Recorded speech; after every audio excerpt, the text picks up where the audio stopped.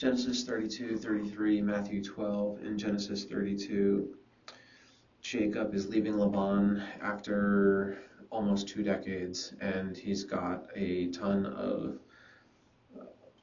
a herd with him, oxen, donkeys, probably sheep, and he's got male and female servants, the servants' kids, he's got his wives, his kids.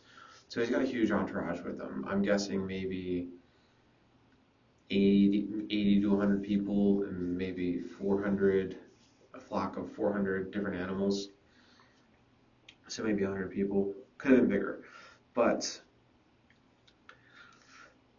he sends messengers forward and they meet Esau. So I think he got a divine message to go back to his place where he was from to meet his kinsman, which is probably where Esau still is, his brother who he had the falling out with. So he's starting to head back in the direction, and he sends messengers ahead of him and saying, go see my brother and sort of see what he thinks of this, that I'm heading this way. And the message came back that they said, Esau is coming to meet you with 400 of his men. So I guess that was the message that came back. There wasn't a lot of details about it, and I think it was for that way for a reason.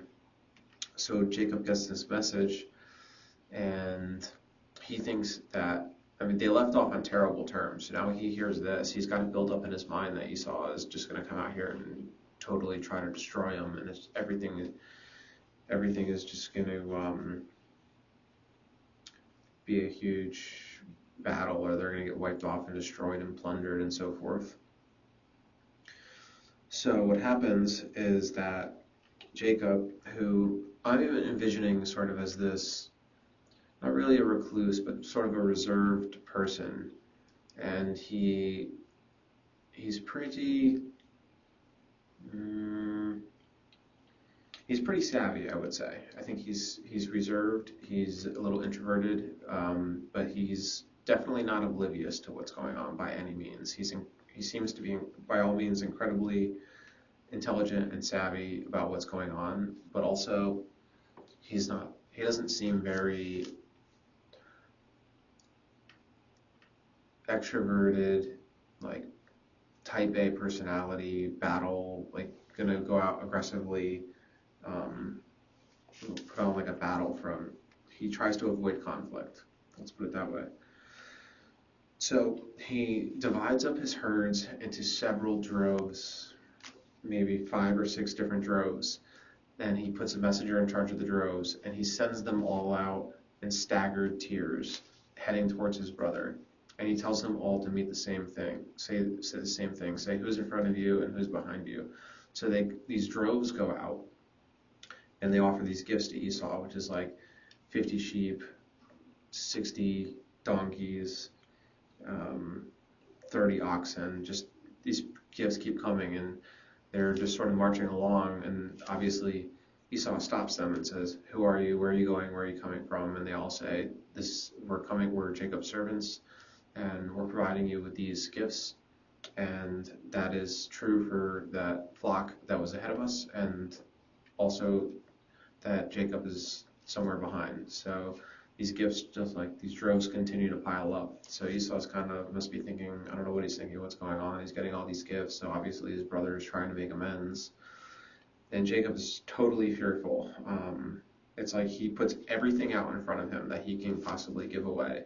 He splits into 2 camps. So initially, this is where he's pretty savvy. He straight off the bat said, I'm going to divide my 2 camps and I'll lose one. That was his strategy. Towards the end, they're crossing a river, and he puts everything out he has in front of them. So I don't know if he still has a camp on the side, or if he changed his strategy to just say, like, I'm going to push everything out in front of me. But I think he pushed everything out in front of me, in front of him, his servants' kids, and he might have had his wife and his kids behind him. I think when they're crossing the river that he just sends everyone on and leaves himself last.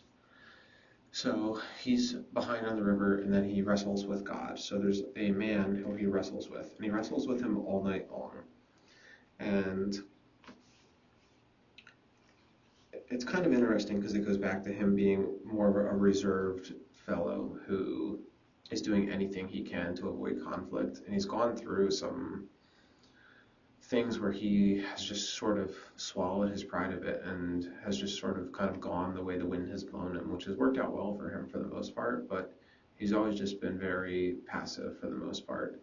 So now, lo and behold, he's gone through all this and he's probably incredibly stressed out, and there's this guy fighting with him. So apparently it sounds like he's had it out. I mean, it's God after all, and he's wrestling with him, and Jacob obviously isn't like a soldier really or anything. He's just sort of this normal, reserved guy, but they just wrestle all night long, and then when the morning sun rises, it's almost like they call a truce and just say, hey, let's stop fighting. And then right when they do that, God's like, oh, by the way, and touches his hip and like blows his hip out of his socket and says like, okay, now we'll call a truce. So Jacob sort of has that wound, but then I think Jacob later figured out it was God and was very, I don't want to say remorseful, but he was fortunate, I would say. He was fortunate that he thought he wrestled God and was still alive. He didn't know the power that he was up against. So Jacob meets Esau. Esau runs over to him, gives him hugs and kisses and all this stuff, and basically it sounds like it sounds like in retrospect, sort of like a cool cinematic moment that happens where, like the long lost brothers meet again and everything is okay. So there is no battle. That's how that unravels. But Esau says, all right, let's go back to our land. I forget where it was, what they were calling it. It seems like the name's changed. Let's go back to the land. And then Jacob says, well, my flocks are weak, my people are weak, my children are weak and young, so why don't you go on ahead? And then Esau says, well, I can even help you get back. I'll leave some of my men. And Jacob says, no, why don't you go on? Let us do our own thing. We'll meet you over there when we get there. So that's how they leave off. And Jacob does not go to wherever it was that he told to go meet his brother again. He went somewhere else and built a house. He went to 2 other places, so he did not return. And I looked ahead a little bit, and it's kind of a spoiler alert. It's the end of the story for the most part between Jacob and Esau. Matthew 11, Jesus is out in a field, I think, with his disciples. This is how I envision it. They're picking wheat. Sounded like wheat. It might have been something that wheat seems like it would take a long time to turn into like bread, but maybe they did it faster. But I guess they're hungry, they need food, and they're picking wheat in the field. I sound plucking heads of grain to eat. I haven't looked into how you like eat grain, but I'd imagine that you have to turn it into flour or whatnot, or cereal of some sort. Maybe they had a process for that. Anyway, they're doing it on Saturday, and the Pharisees come over and they're like, "What are you doing? Obviously, this looks like war. This is work. You're harvesting crop right now. You're working on Sabbath. That's a big no-no." And Jesus comes back to him, and he brings up a story where David ate, I guess it was called showbread, which is something that I think the Pharisees used in the synagogues for their service. So that would have been, if he did it on Saturday, that would have been, I think, quite a statement. So he uses that as one of the reasons. But he goes through a lot of different things with why it's okay to do good on Sabbath. That was the moral of the story, was it was okay to do good things on Sabbath. So he goes to a synagogue.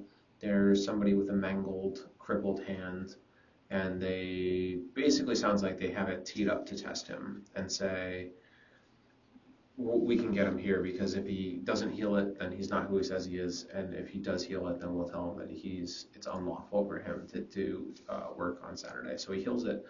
Then they confront him, but he also says, well, isn't everyone else basically in the synagogue, all the priests are the Pharisees? Are all the Pharisees like working here on Saturday, preparing? So he comes back at him with that, and then he heals another demon-oppressed men, and then they either say in their heads or to themselves, they're like, maybe he's doing this. Maybe they think he's doing the devil's work. I think it was Beelzebul,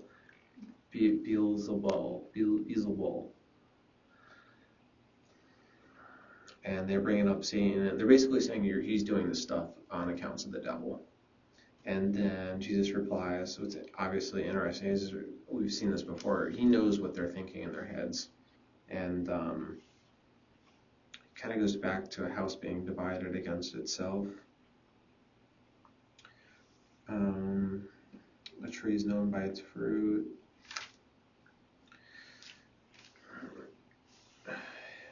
His mothers and brothers approach him in the temple, and I don't know how else to say this. He acts like he doesn't really know them, and just says everyone's equal. They're no more my mothers and brothers than everyone is here. For whoever does the will of my Father in heaven is my brother and sister and mother. And right before that, there was an interesting, I guess, kind of a parable or a story. Return of the unclean spirit. When the unclean spirit has gone out of a person, it passes through waterless places, seeking rest, but finds none. Then it says, I will return to my house from which I came. And when it comes, it finds the house empty, swept, and put in order. Then it goes and brings with it 7 other spirits, more evil than itself, and they enter and dwell there. And the last state of that person is worse than first. So also will be with this evil generation. They were asking for him to see a sign before, and he said that's a sign of an evil generation for you to need to see a sign. With that last story, it's kind of like, it sounds like if there's a person and they have bad beliefs and they can get the bad beliefs out, then they have to refill it with something. They have to refill it with the power of the Holy Spirit or something positive. I mean, it's indicating obviously the power of the Holy Spirit. But if they don't, then they're no better off having gotten rid of it in the first place, and in fact, even worse off. So once you get all those bad thoughts out of your head, it's just ripe for more things to enter. So unless you fill up that void with something that can protect it from bad things creeping back in, then it's just a fertile ground for disaster.